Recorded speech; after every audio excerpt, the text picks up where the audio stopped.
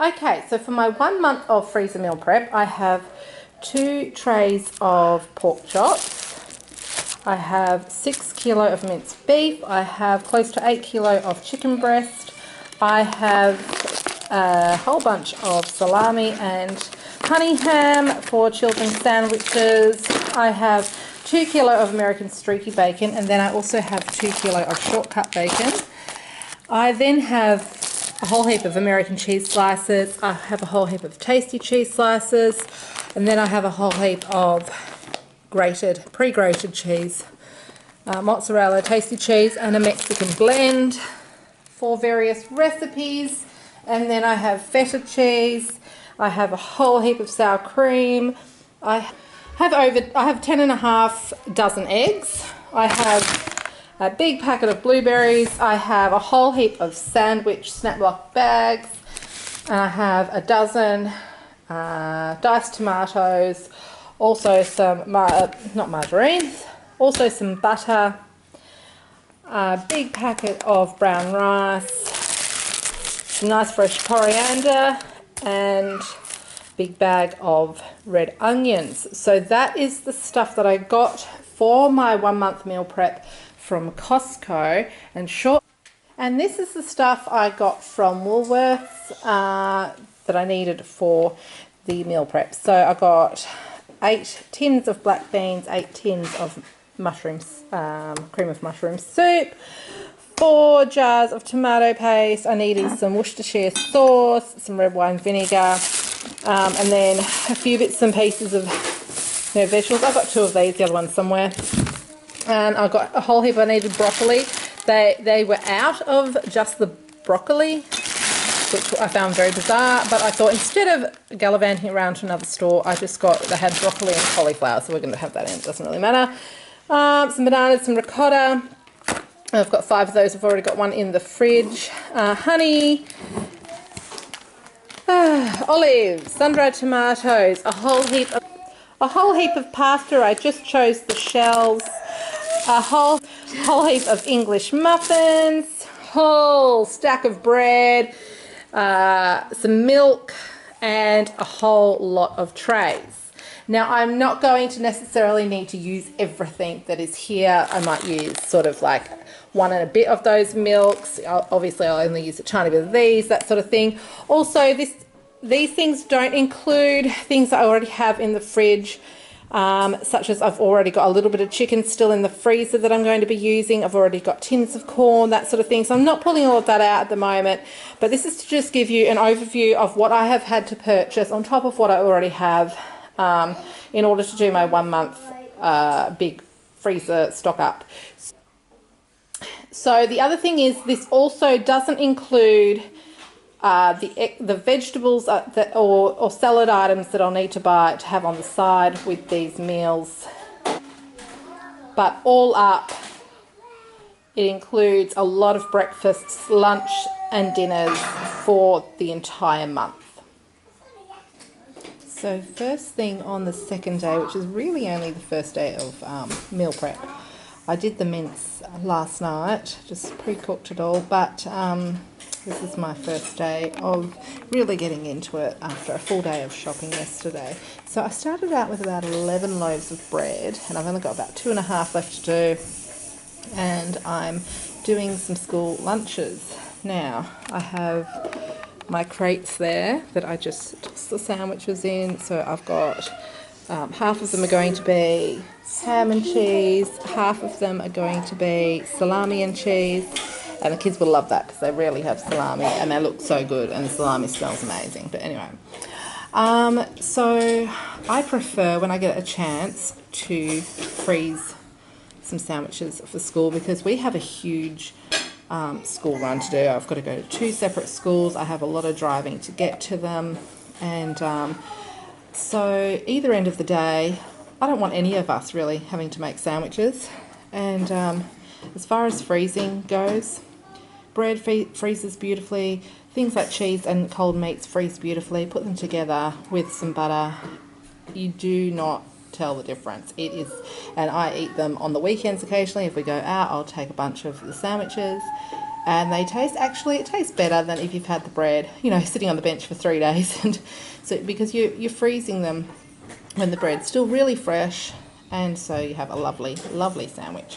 So anyway, it saves a lot of time, and it saves a lot of stress, and it makes everything run smoothly. In the evenings we get a few sandwiches out of the deep freezer and pop them in the fridge with some other lunch items, and in the morning the kids just grab their lunch, so it's really good. So I'm going to end up with about somewhere between 80 and 100, probably around 90 pre-done sandwiches, which is fabulous. With 5 kids at school, we'll go through 25 sandwiches a week, so really it's going to be at least 3 weeks worth of sandwiches, and I'm doing some other lunch things that I will show you.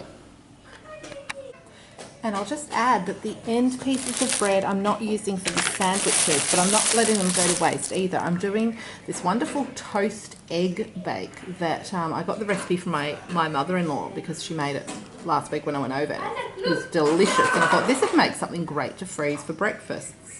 So anyway, so I'm making that, and I'm going to use the ends for it because you're not going to tell the difference in a bake. So I'll share that soon. Those sandwiches and these are so good. These sandwiches are good? Mom? Yeah. The one I've got, yeah. So this is something I regularly have for breakfast when I don't have time, but it's very nutritious really. So it's a piece of bread with peanut butter and a banana. I call it a banana hot dog. My husband thinks it's very Elvis Presley of me, but I explained that it is not deep fried. So I'm just starting 2 of these toasty egg bakes. Now, I got this recipe from my mother-in-law, and you wouldn't even know the base is bread, except that she said so.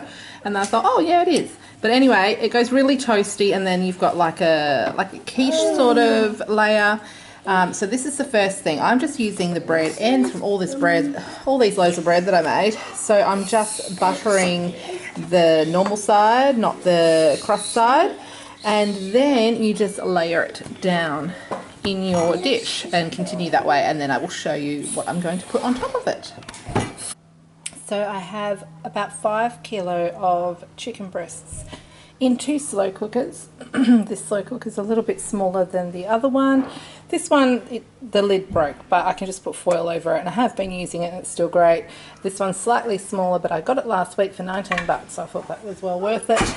So I've got probably 3 kilo in there, 2 kilo in there, and I'm going to shred it all up to use in recipes for the freezer that I'll be making tomorrow. So that's just sort of a pre-prep thing that I'm doing today for that. So one of the things we need for the 2 toasty egg bakes that I'm making is onion, and also we need bacon, and I'm going to pre-cook the onion, pre-cook the bacon, just because that's a bit nicer. So we're not using this much onion in the egg bake, but I'm doing all the onion now that I'll need for a couple of other recipes as well in the next couple of days. So some of this onion is for the egg bake, some is for fried rice, and some is for the pizza muffins that I'm making as another sort of lunch or breakfast thing. So Belle is kindly helping me. Thank you, Belle. And we're getting all this onion fried up. I'm just about to dice up 2 kilograms of bacon, and we'll do the same thing with the bacon. And then I'll just bag it up. Actually, 2 of the things I'm making today, so I'll leave that out. And the bacon and onion that I need for the fried rice that I'm putting together tomorrow, I will put in a snap lock bag and pop it in the fridge, and it'll be ready to quickly whip up that fried rice tomorrow.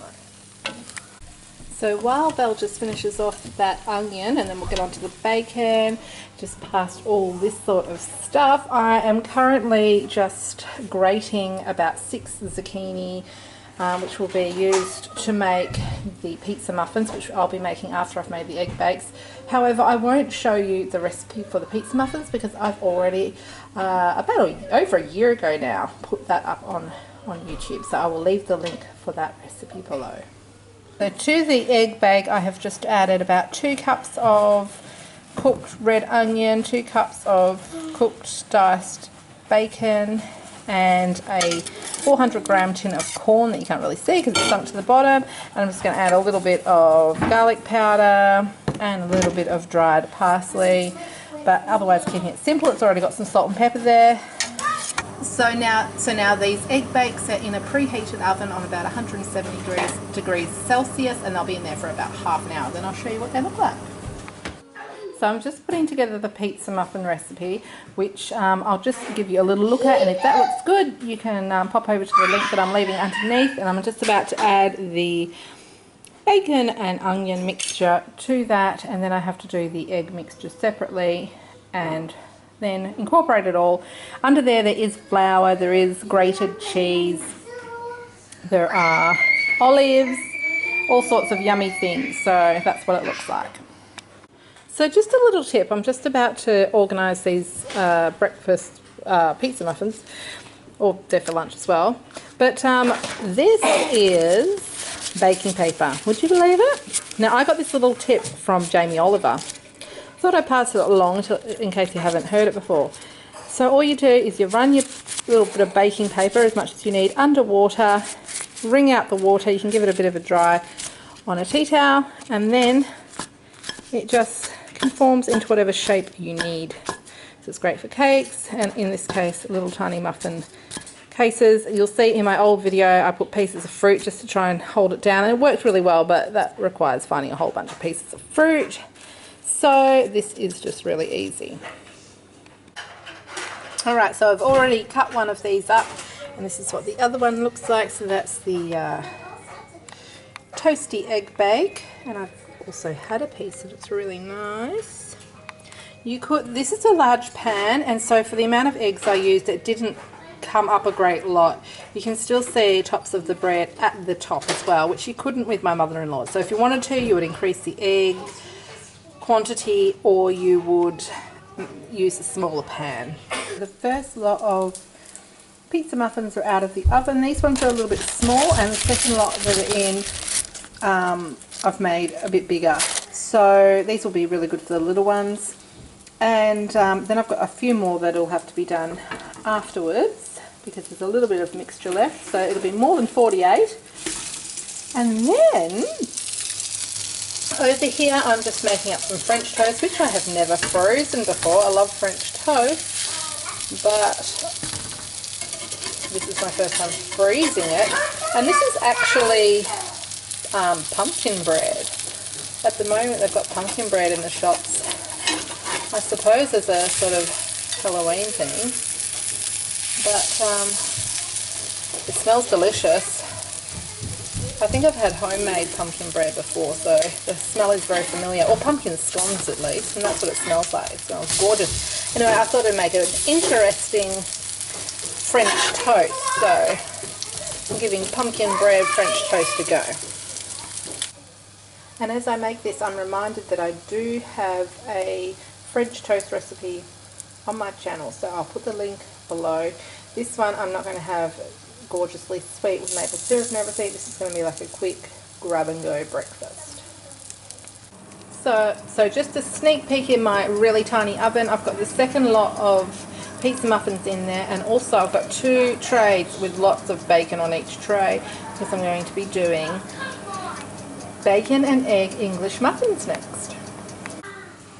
Now I'm making bacon and egg English muffins. I have, I think, about 3, I've got a lot of packs in there. And then I have a whole bunch of, I can do 12 eggs at once. I'm making sure the yolk is well cooked, just because I'm going to be freezing them and whatnot. I think that that's best. And then I've got a whole heap of bacon that I cooked in the oven. So I've just got this little bit of room in the tray. I'm going to be piling the eggs up there.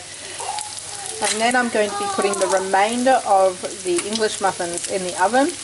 I'm hoping to get 60 done. I'll see how I go. And then I'm just adding American cheese as well, and they'll be delicious. And they cook up.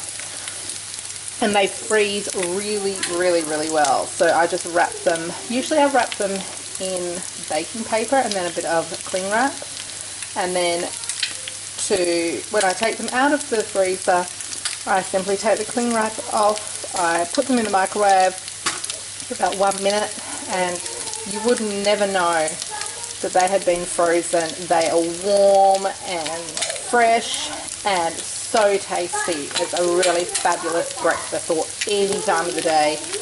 small meal. And I actually have, this time I have these paper sandwich bags. So I have the most of 100 packs. I think I'm just going to wrap each bacon and egg McMuffin in one of those and not bother with the cling wrap, because I can sort of double it over and it should be fine in the freezer, and that can go straight in the microwave as well. So I think that'll work really well. And I've got Ava very kindly filming for me right now, and I just close them, and then I get one of these bags,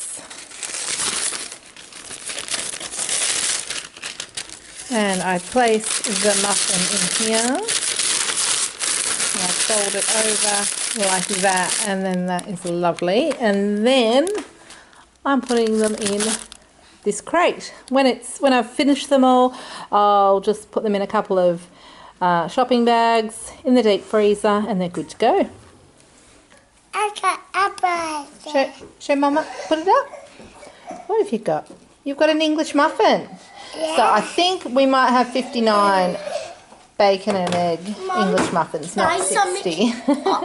Okay, so I sorted my freezers out a bit to make some room. I have a deep freezer. I have this freezer above this fridge, and then I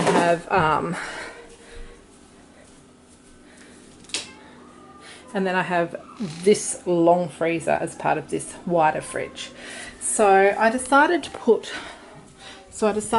all of my frozen fruit and frozen vegetables just in this freezer, because, you know, they're the things we would access most often, and then we know where they are and, you know, what we need. Yeah, we've got quite a few. I didn't realise, because a lot of them were in the longer freezer, and, you know, things just get lost. So I think this is a good way to do it, because now I know I don't need fruit and vegetables for a while. There's a little bit of ice cream there, but it's mainly fruit. So I need to make some fruit crumbles, we need to eat some smoothies, and we just need to get through some of that fruit. That back there is vegetables.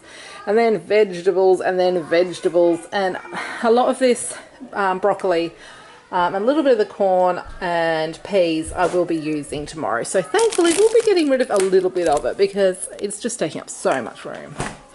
And then in this freezer, oops, already got things falling, is where I have put this sort of lunch and breakfast things, because it's easier to access. Usually I keep frozen sandwiches and things in the deep freezer, but it means that we have to go outside, because my deep freezer's outside, and, you know, that's just a little bit more annoying. So this is easier for people to access to make lunches.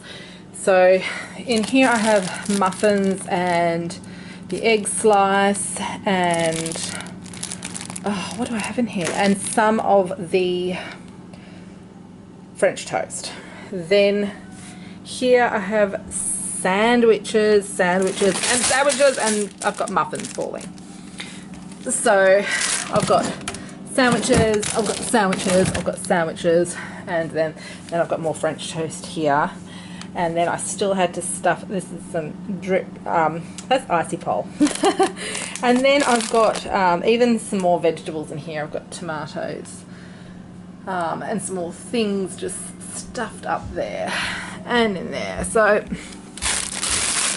I don't know, I'm gonna have to, I'll show you my deep freezer. It's a bit of a worry, because I haven't started the started on the evening meals yet, and I'm going to have to work miracles tomorrow to make some room. So, okay, I've got some chicken down there. Oh, there's still quite a few sandwiches, so I'll move them inside somehow.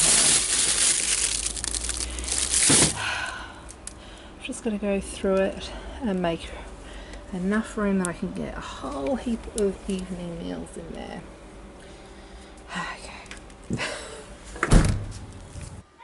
And there's the chicken all shredded up, 5 kilos, ready for tomorrow's day of cooking dinners to freeze.